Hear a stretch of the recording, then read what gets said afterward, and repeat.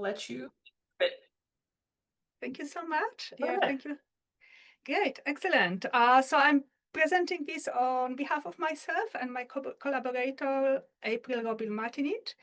And today we're gonna talk about very fun subject, slaying dragons. So let me tell you a story, and I just need to figure out whether my slide's gonna move or not, because at the moment they don't. Okay. Give me a sec. I'm just trying to figure out why they are not working.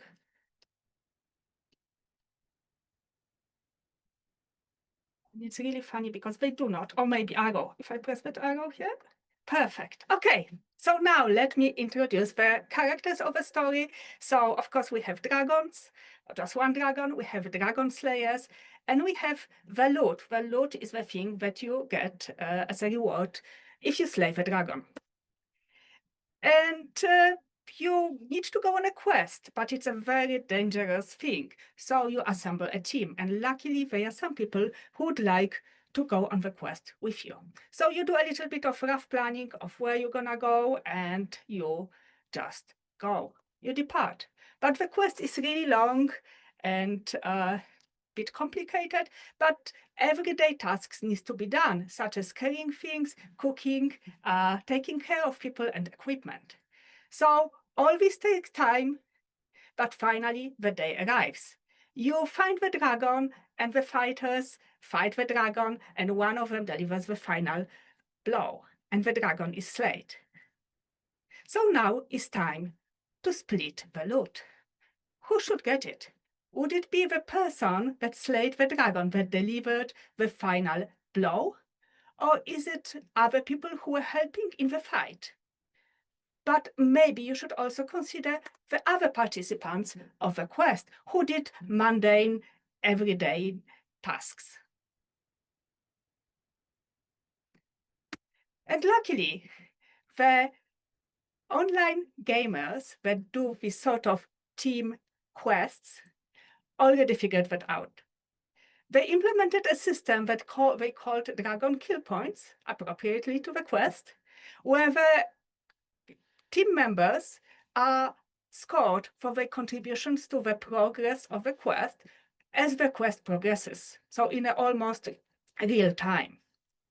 And then those points or scores are used to determine who gets what part of the loot. So project problem solved for them, but why am I telling you this story? I think you can guess that very easily. Research is just like slaying the dragon.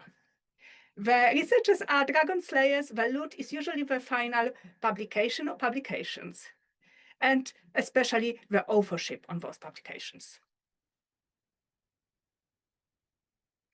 So is it going to work? Is it going to work for large teams? And I would claim here that yes, we already did on several big meta-research projects where teams are big and dispersed and working virtually. So we needed it because authorship is one of the most contentious, thorny, or toxic issues in science. And there are many reasons for that. And you can see here some of those are already listed. There are many, many more things to consider. So normally we don't talk about authorship. We don't talk about it in advance. And quite often this leads to grudges and conflicts and breaks many collaborations as well.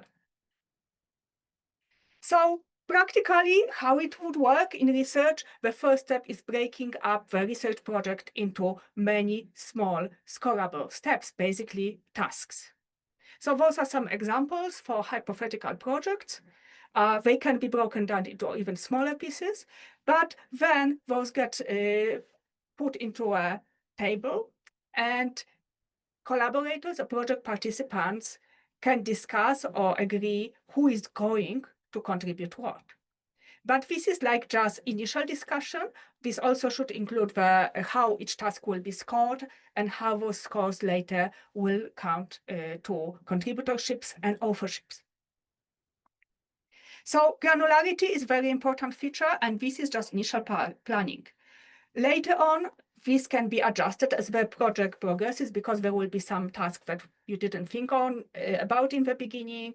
Some people will decide to do other things that they initially thought or will not be able to contribute. So this is very flexible. So when the project is in progress, this table is transparently available to everyone. Usually we just do a Google spreadsheet. So everybody can see their score. They also can see other people's scores. They see where project currently is, at what stage, what tasks are completed, which ones are remaining. So this is another feature, that's transparency. So at the end of the project, the scores can be weighted. They can be added together into total scores. And the idea is that those scores reflect contributions, and they are also some way to assign authorship based on those scores.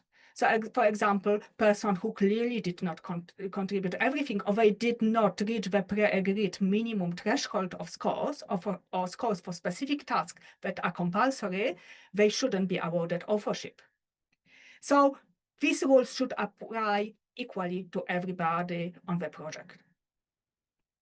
And that's responsibility and equity. People take responsibility for the tasks that they completed, and there is equity, a little bit of flexibility, but generally everybody is aware of the rules. Rules are explicit. It also gives autonomy, because people can question their scores and also their authorship position. They can say, actually, according to the scores, I contributed more than that person, so maybe I should be in a different position. Or maybe they can bring to attention that they completed a task which hasn't been scored yet, and they should have different final score. They also can volunteer for additional tasks if they have time. So final scores, overall order, this is all built into the system, and everybody knows from the start that this is how it's gonna work. So this is a practical example. It's a visualization of such scoring table at the end of a project. And as you can see who contributed where and how much. There are different measuring units for different tasks, but people know what's there. And this goes actually into the manuscript as a supplementary table. And we also have credit statement, but credit statement is very high level. This gives you the granularity. So we decided to, after several projects, we decided to write it up as a Dragon Kill Points manuscript, which is available on EcoEvo Archive. It looks like this. So if you search for EcoEvo Archive or on EcoEvo Archive for Dragon Kill Points or just Dragon, you will find it. So we think this approach is great because it has those 5 key features and many more, like flexibility, and it works really well for big and dispersed teams of collaborators.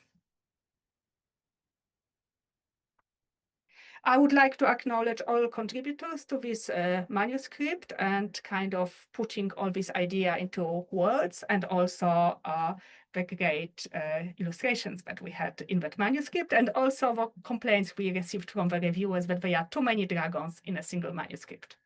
Thank you so much for attention, and I'm happy to answer any question. Get in touch if you want to chat or check out our preprint. I love this so much. Thank you. Thank you.